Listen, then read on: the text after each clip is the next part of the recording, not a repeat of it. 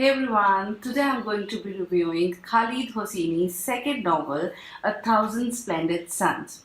It is the best adult novel of 2007 and remained at number one position on New York Times bestseller list for about 15 weeks. The title of this book is taken from a poem written by a Persian poet, Saibet Tabrizi, and he uses this phrase to express the beauty and cultural achievement of Afghanistan.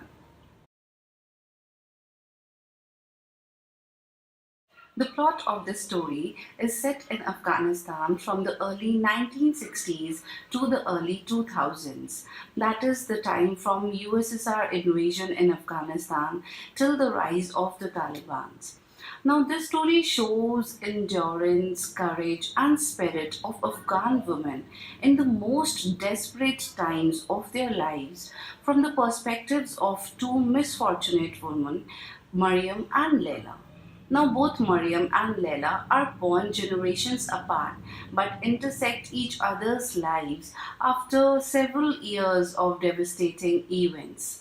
Eventually, they form a very special friendship with each other that evolves into mother-daughter relationship and sees them through their adversities in the time of war, oppression, extremism, hatred, sufferings, gender apartheid, and social injustice.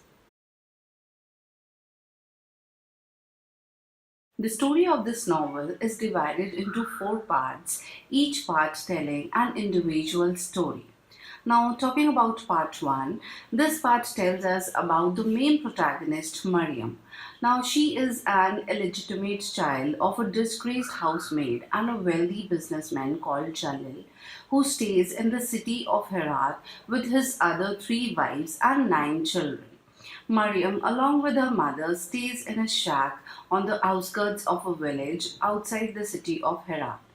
Now, despite being outcast by her father, she is very fond of him, and her entire life revolves around the day of Thursday, the day when he comes to visit her and spends time with her.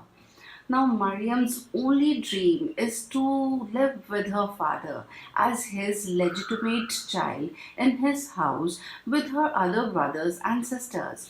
So, one day, when she decides to pursue her dream, her father's true character is revealed and her life is hit by a tragedy that changes it forever. Part 2 tells us about the second protagonist, Laila. She is a darling daughter of a school teacher who encourages her to pursue education and attain both professional and personal fulfillment. However, Laila's fate is disrupted by Afghan's war against the Soviets, and she loses her two brothers to war and her mother to deep depression. Coming over to part 3, this part describes the relationship between Mariam and Laila. In this part, both of them are brought together by a tragedy. Laila's fate changes forever and she is compelled to accept marriage proposal given by Mariam's husband Rashid, who is at least 35 years elder to her. Initially, they both have a bitter relationship being wives of the same man, but later this relationship becomes strong, impervious bond. Now, coming over to part 4, this is the concluding part of the story, and I will not talk anything about this part as I fear giving away all the spoilers, which I really don't want to give. Khaled's writing style is simple and captivating. It enables the readers to have deeper insight and understanding of the pain and fear his characters were forced to deal with.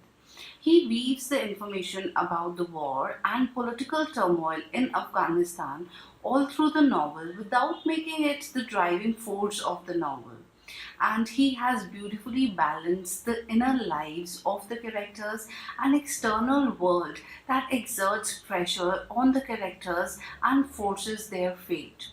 His writing style enabled me to identify with both Mariam and Laila. I was able to identify with their dreams and their day to day struggle to survive. It is a tale of social injustice, sufferings, beatings, and tortures of Afghan women who passionately search for love, family, acceptance, healthy society, and promising future. It shows how salvation can be found in love and how love can help people overcome the most horrifying moments of their lives and give them strength to perform devastating acts of sacrifice. It also shows and it gives a hope of happiness in a land ravaged by oppression, gender conflict, and poverty. Verdict time. It is a wonderful read, and I would definitely recommend it to all the readers. I would give it 4.5 stars on 5, and the best thing I must tell you about this novel is that it definitely develops a sense of empathy for Afghan women.